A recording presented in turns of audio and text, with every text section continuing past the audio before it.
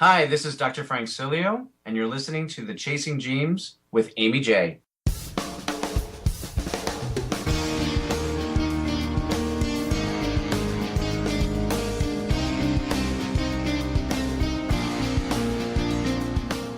Welcome to Chasing Dreams podcast with Amy J.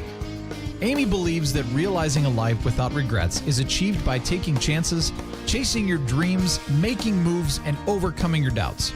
The Chasing Dreams podcast will help you overcome life's obstacles, believe in your potential, and inspire you to face your fears.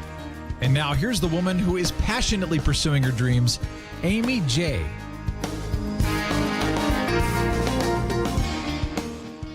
Hey Dream Chasers, this is Amy J. How are you guys doing today? I have a wonderful guest with me today, Dr. Frank Sileo, a New Jersey licensed psychologist and founder and executive director of the Center for Psychological Enhancement in Ridgewood. Frank is a man who works with children, adolescents, families, and adults, and since 2010, he has been consistently recognized as one of New Jersey's top kid doctors. And you know, kids aren't easy to work with, so this is an amazing feat. But that's not all. Frank is also an author of a number of children's books, right now 5, including Sally Sore Loser, a story about winning and losing, which is a gold medal recipient of the prestigious Mom's Choice Award. His 5th book, Don't Put Yourself Down in Circus Town, a story about self-confidence, was just released this past February of 2015. He's a supervisor of doctoral students. He serves on a variety of boards. I have no idea where he has the time to do all of those things. Frank, welcome to the show. You got to tell us, man, how do you have time? Do you sleep? Yes, I do, Amy. Thanks for having me on your show. I'm really pleased about being part of this and this whole concept of chasing dreams.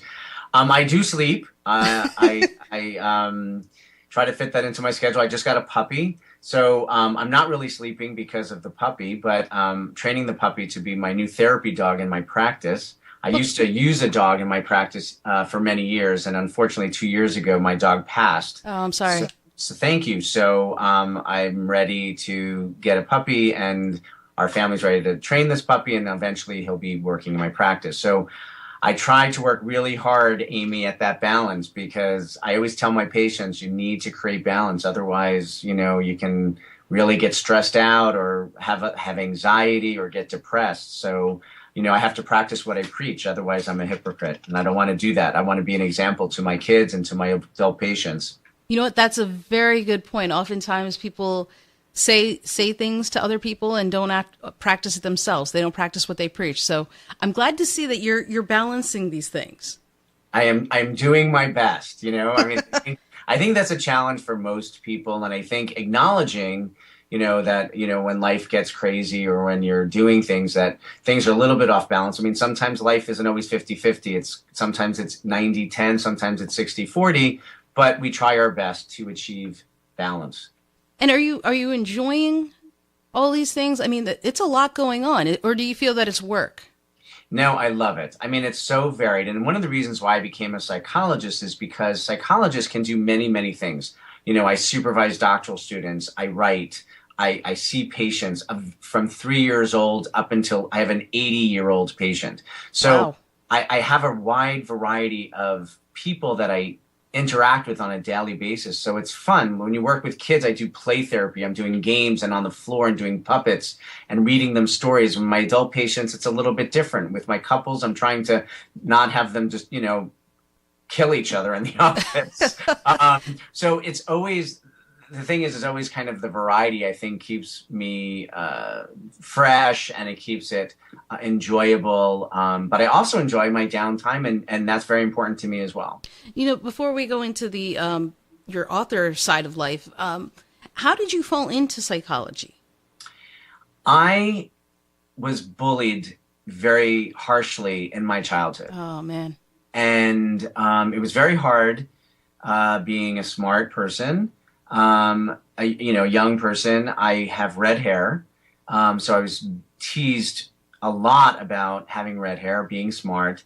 And I wasn't exactly the sporty kid either. Mm-hmm.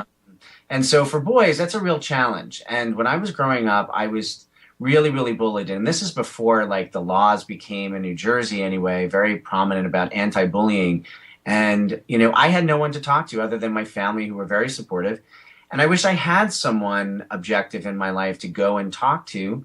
And so, I had to change schools and I had to do lots of things in my life to get my life on track, and decided, in my seventh grade yearbook, when you write your favorite song and, quotes and whatever, under career, it says psychologist.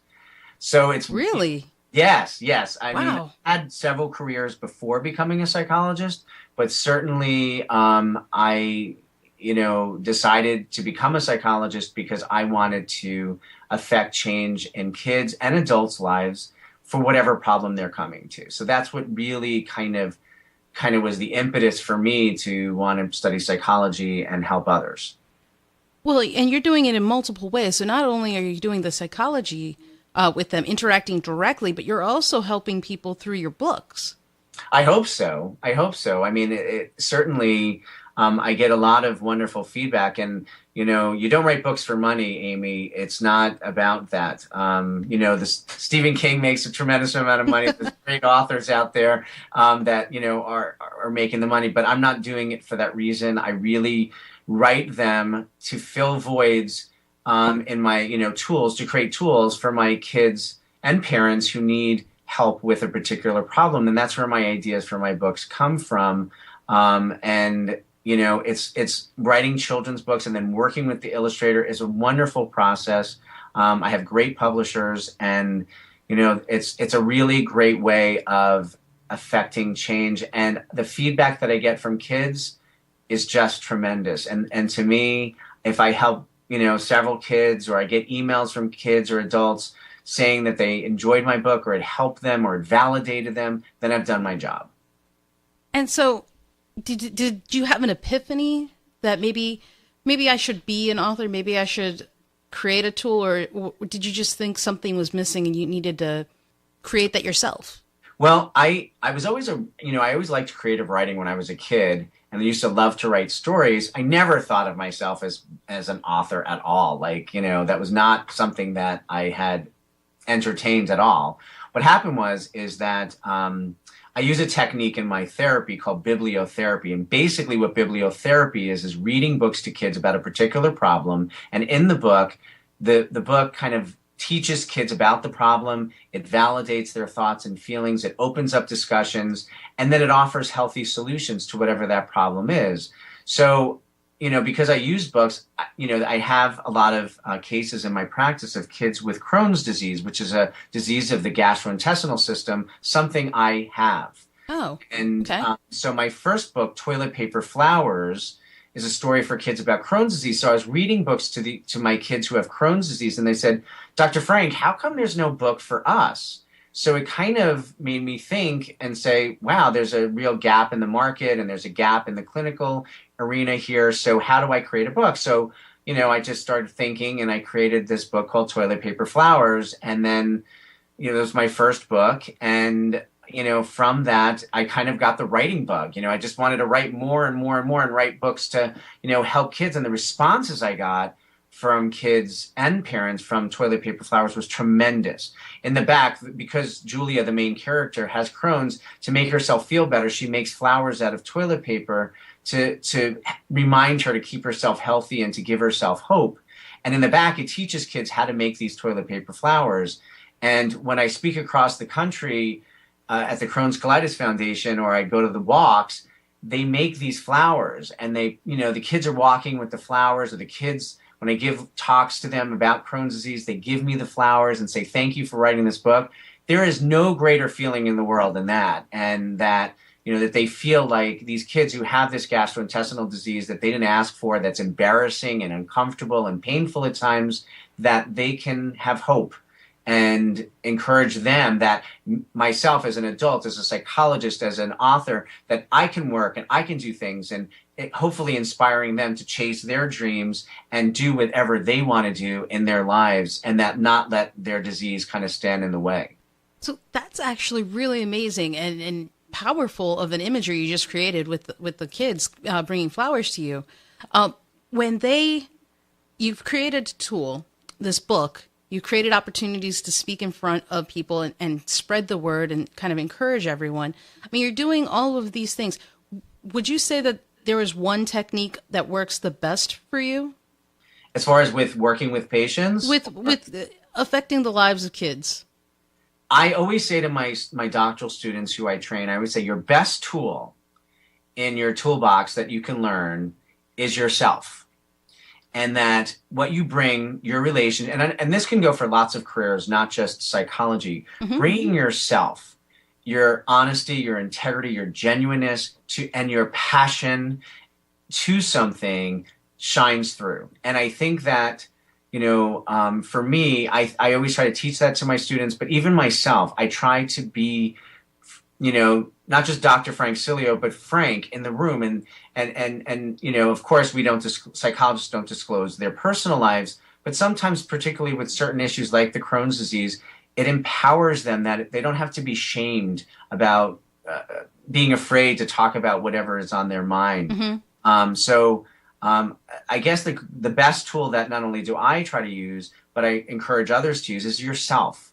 And it starts with yourself. Whatever you bring to whatever career you have, you're obviously coming from your own experiences and your own heart and your own gut and your own mind. And that to me, no matter what, you can learn lots of tools, but sometimes tools don't always translate to practice so well. So I think, for me, it's always been trying to be myself and be genuine and honest. You know what? That's actually wonderful advice in general for any dream chaser to do, is to be genuine and honest in your chase, in your interactions with people, because I think that you're right. I think that does come out.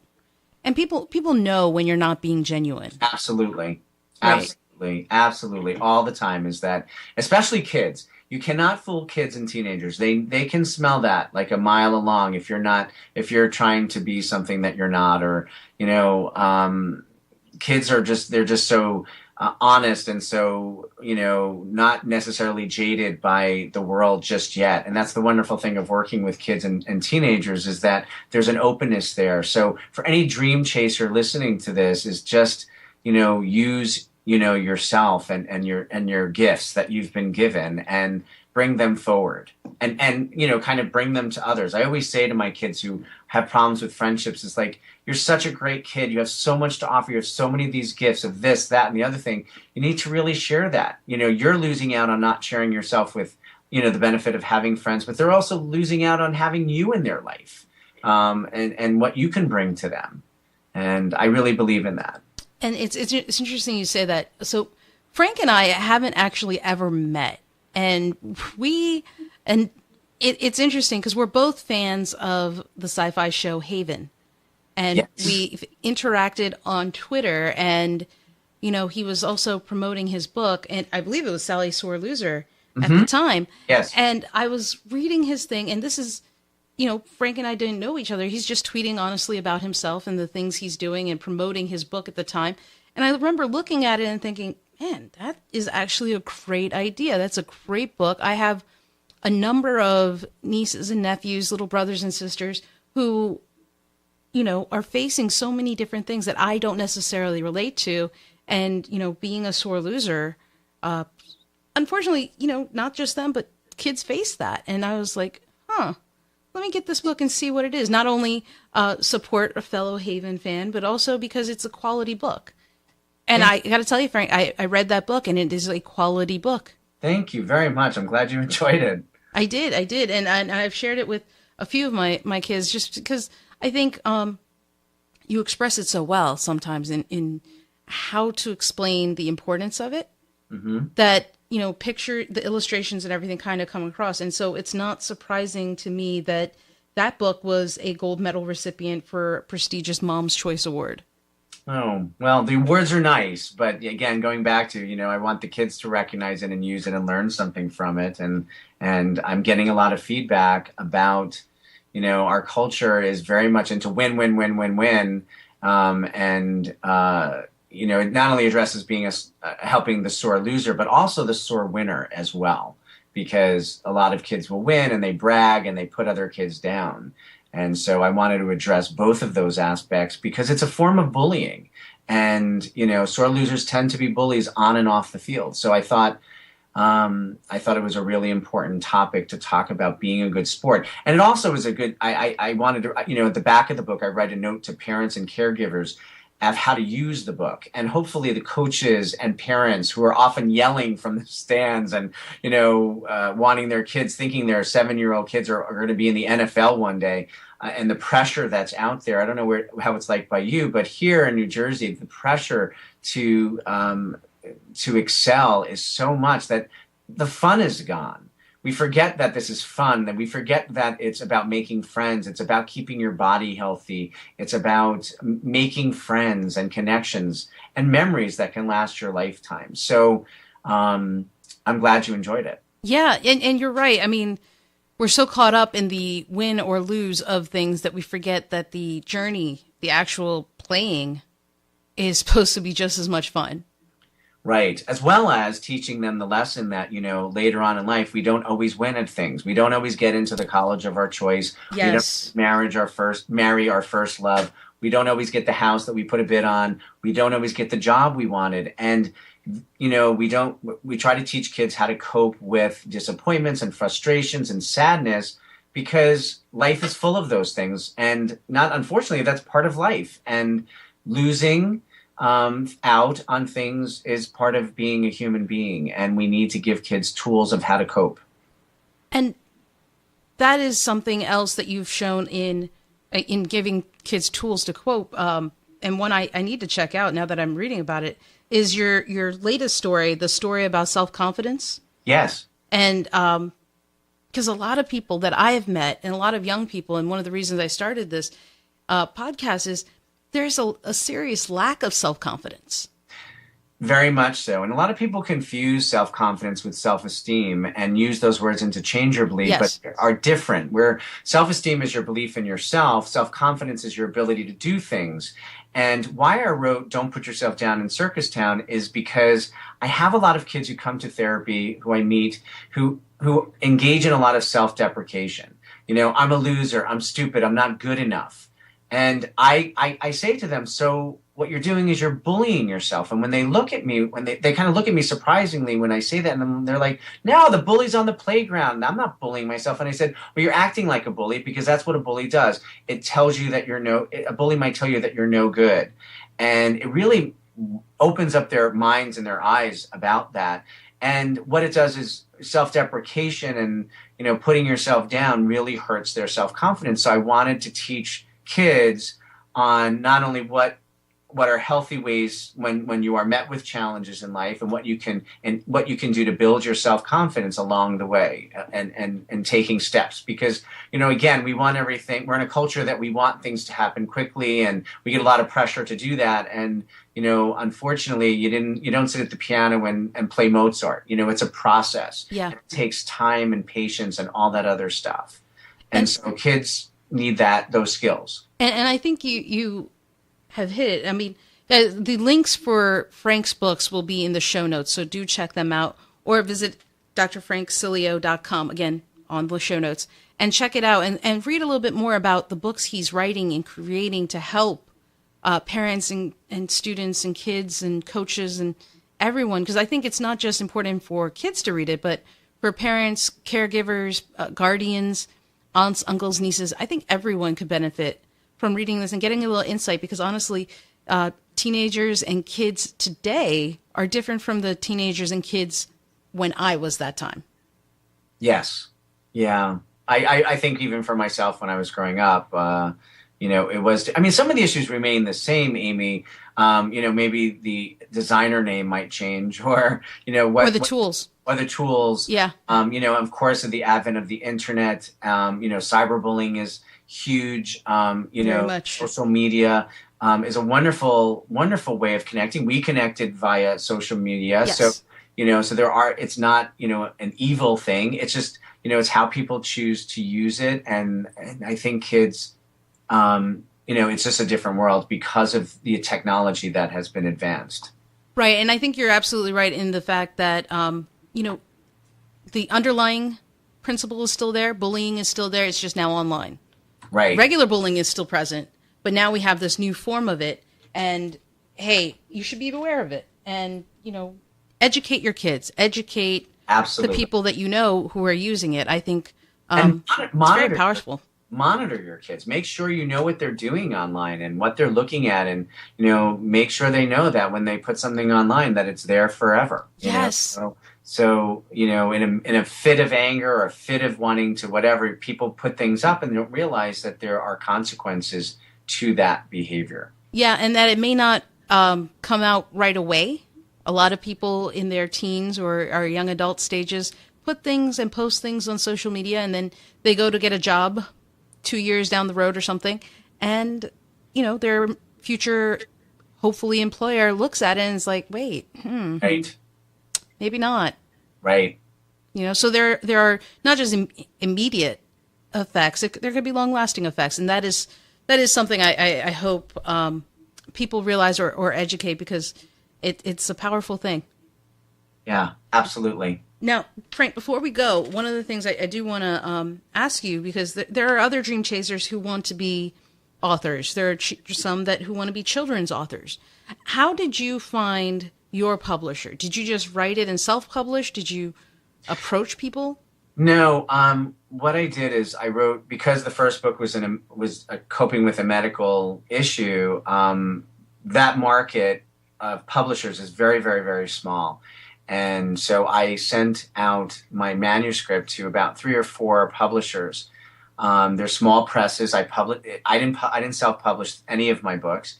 And I was persistent. I believe in what I was writing. I mean, you get rejected.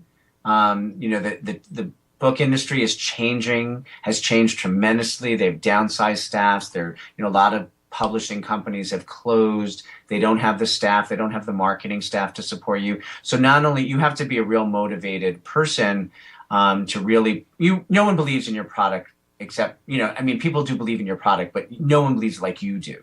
And I think that has to come through. And when you write to them, when you talk to people about your work, and that comes through, needs to come through. So I approached several publishers, and one publisher out in New Mexico, Health Press, actually acquired my book, and acquired 2 more after that. And then my next book, Sally Sore Loser and Don't Put Yourself Down in Circus Town, weren't medically focused. Right. So I moved to a different publisher, Imagination Press, which is the children's imprint of the American Psychological Association. And they write books for kids on a variety of problems, from divorce, anger, etc. So my books kind of fit better into their goals for publishing. And, certainly you wait and you write and you send out and you hope that they're going to, you don't get that self-addressed stamped envelope back, because you have to supply that when you send out your manuscript, and you just hope you don't get that back. And it's a very, at times, discouraging process, but any dream chaser should know that, you don't give up. My thing, one of my 3 things is, I live by the 3 Ps. Okay. It's patience, perseverance, and prayer. And those are my 3 Ps. And I try to be patient with the process of whatever it is, whether it's writing a book or working with a patient. I'm persistent in, finding solutions to problems. I'm persistent in reaching my goals and following my dreams. And, I'm a spiritual person, so I do believe that there's a reason for lots of things and a higher power, and not to get overly religious, but certainly, prayer for me is helpful in getting through sometimes those difficult periods of, challenges of working with patients or being rejected or whatever it might be, whatever dream I'm chasing at that time. And I think that's spot on, guys. If you are chasing your dream, you have to be patient, and you have to be passionate, and you have to really, like Frank said, no one's going to believe in your dream more than you. And you need to show that. If someone else cares for it more than you do, then maybe you should reevaluate. Right. Absolutely. I mean, you want, and that energy that you have about your project, whatever it might be, is infectious. not to everyone all the time. I mean, everyone is excited about, everyone. I think my books I love writing my books, but certainly not everyone's going to be as passionate as I am. And that's okay. That's okay. I have been rejected by, like I said, publishers, the media, especially with Crohn's disease. They didn't want to talk about Crohn's disease, in the media. They said it wasn't a sexy disease, which, I understand what the word sexy means in the marketing PR world, but I don't know any disease that's sexy, actually. Yeah. But, That's very true. There's no big celebrity that has Crohn's, or at least has come out about Crohn's disease. And so, if a famous star had Crohn's disease, they might tell them to think about something else to go after. No one wants to think about them having bowel issues. In our culture, we laugh about those kinds of things. So if Angelina Jolie had Crohn's, they might tell her to think about something else. I don't know. You know what I mean? Right. They'd probably change the topic. They probably would. And so, and I've had some wonderful, receptive people, present company included, of willing to allow me to talk about my platform and to make kids and adults feel okay about themselves, regardless of the disease, regardless of the problem, that, you are not alone, and that there's other people out there, struggling, surviving, fighting, for whatever they, to get better, no matter what it is. Yeah, oftentimes it's easy to place blame or condemn someone for something they have when it's not their fault. Right. Genetics, life, right, whatever it is, they may be suffering. And too often we're focused on the effect rather than what happened. Right. So, so stick with whatever gets you through. But I really believe in my life that I've tried to live. And I guess the fourth P could be passion. Because, you have to have passion for what you're doing. Otherwise, it just doesn't work. When I was writing my dissertation for my PhD, I wrote about something that I was interested in. If I had to write about something else, I still would be writing it, So, well, do you know off the top of your head how many pages your dissertation was? It was 180 pages. Oh, yeah. You have to be passionate about to write that many pages. On top of it, you have to do statistics, and math and myself are not friends. We're not. I'm lucky I can balance my checkbook. But, talk about self-confidence issues. Like, I'm not confident in my math abilities, and I work hard at it, or my brother, who's a math teacher, I talked to him about it. But certainly, statistics, it was not fun. But that's all part of the dream too. It's like dreams aren't always the finish line, and the process of getting there can be arduous. And sometimes kids, I try to teach them that like it takes work. It's not, things don't always come easily. And sometimes you'll hear stories of people who, whether they be famous people or athletes or whatever, that it seems that have come easy for them. Anything worth achieving is hard work. Is definite hard work. And there's times that you want to give up, and times you want to reevaluate it. And maybe sometimes you have to reevaluate your dream, but it's not going to be easy. And kids, there's this whole new thing with parenting, the lawnmower parent who kind of plows the way for their child and takes away all the obstacles.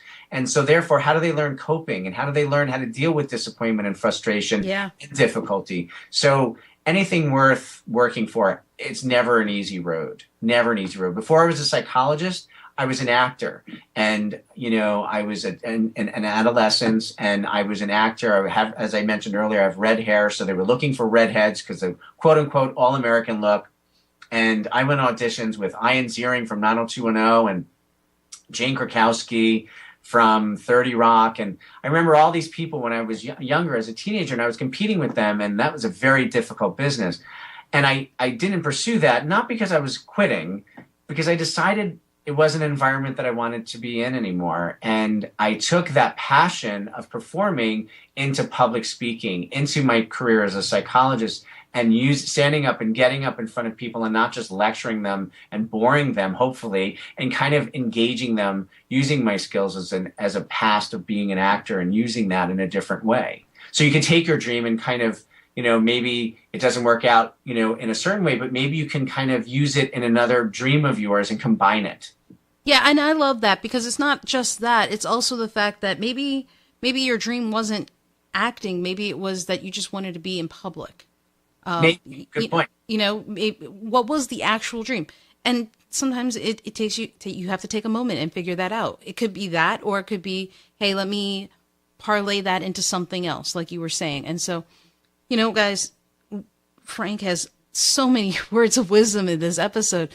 You'll find them all in the show notes. And I do encourage you to check out his books, share them with the people around you, because I think they are powerful. And I think his message is one that should be shared.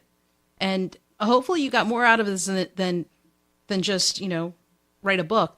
Because I wanted to share his entire story. And so from front to back, we covered it all. So thank you so much for that, Frank.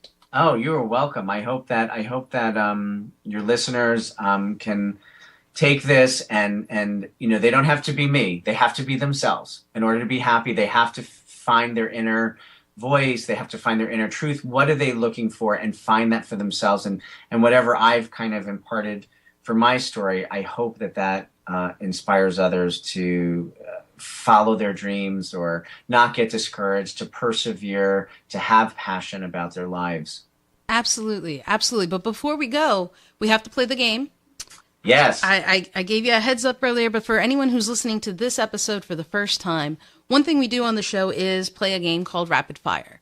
And Rapid Fire, the way it works, and it's my own title for the game, is Frank is going to pick a number between 1 and 3. That topic, let's say it's sports, is one at which Frank and I will alternate rapidly naming things that are associated with that topic. So if it's sports, we would go back and forth naming different sports. And the first person to hesitate, the first person to say a previous answer, or say something that's obviously wrong, like sleeping, that's not a sport, guys, would be out. Okay? And so we'll play this and see who does well. And in my record, it's kind of in the middle right now, because people have been beating me lately, and so I'm not really sure where I'm at. But Frank, what number would you like? I will take lucky number 3. Disney characters. Ah. I figure with you and kids, this might not be so good for me. Okay. Okay, so we're gonna name different characters in the Disney world. Okay. Okay, so first person to hesitate or say an answer that repeats or something that's not in Disney. So don't. And I'm going to say Disney. I'm not going to say now that Marvel is part of Disney. Okay. Just old school Disney. Old school Disney. Got Okay. Would you like to go first, or shall I? Ladies first. Okay. Cinderella. Pinocchio. Belle. Geppetto. Beast. Mickey Mouse. Aladdin. Belle. No, I said Belle. Oh my god! Oh my gosh, that was too soon. Maybe because I didn't have caffeine this morning. I had a brain leak. Oh my gosh, I'm so embarrassed. As soon as I said Belle, I was like, what other movie was there? Wait a minute. And I was trying to come up with the girl from Tangled. Right. And I could not do it. And I was like, Beast, Aladdin. I was going to go with Jasmine next, but you said Belle, and I was like, whew. Oh my gosh. I thought I heard you say Belle, and I'm like, oh. And as it's coming out of my mouth, I'm saying... You're saying what you're like, no, don't come out. Okay, so this was a real confidence down. This is the challenge. This is the challenge. It's definitely a challenge. Sometimes it's like you watch those game shows on TV and you're screaming at the TV because you're not under the lights or the pressure. Right. And you're like, say, oh my gosh, how could they not get that? And well, it's just something you got to work on. No, it's a fun game to see how people do, Well, good for you for winning. Congratulations. Thank you. I do appreciate it. You were a great competitor. We did a pretty good rally, I think, going back and forth. I think so. It was a quality game against a quality opponent. But before we end, we got to talk about your corner. What is one thing, one book, one quote, one person to look up to, one anything under the sun that you would share with another dream chaser? Good question. I didn't have time to think about that much. I think that I guess the message that I've been sending through this podcast is ourselves.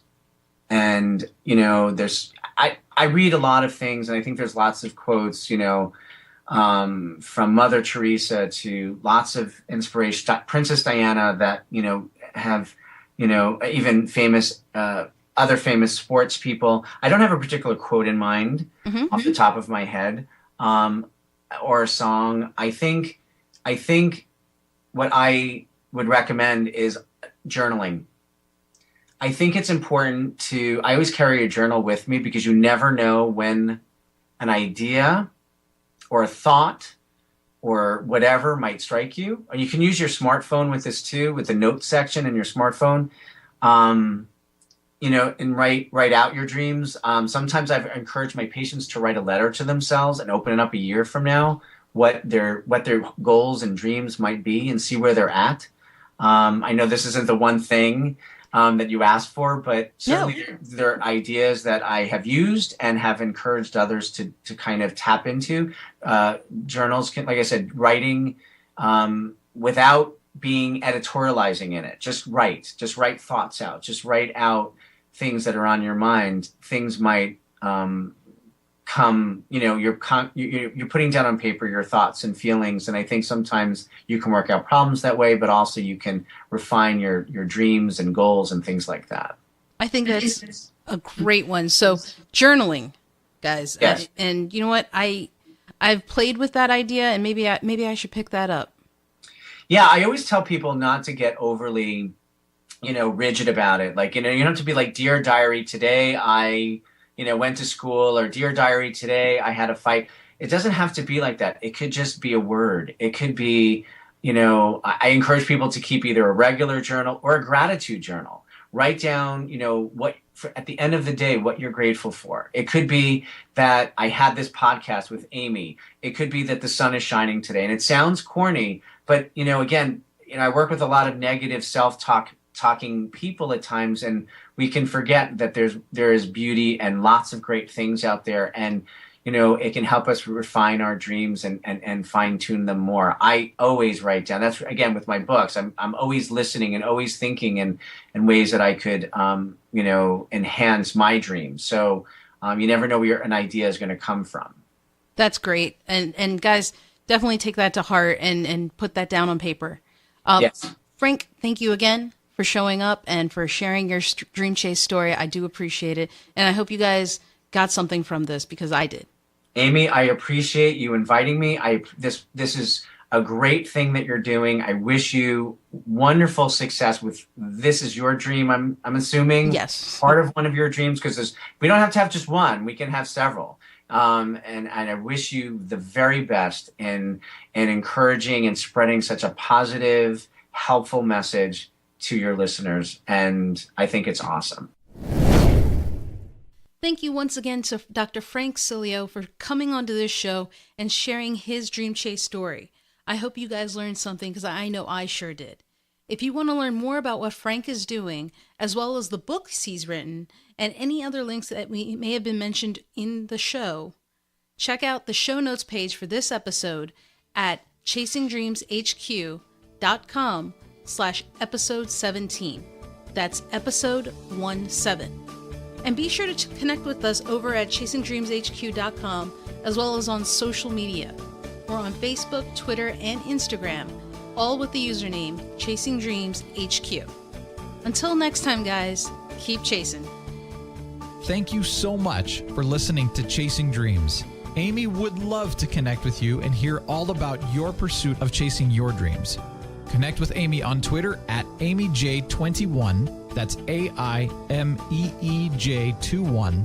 Or leave a comment on her website, chasingdreamshq.com. We hope you'll join Amy next week, and until then, keep chasing.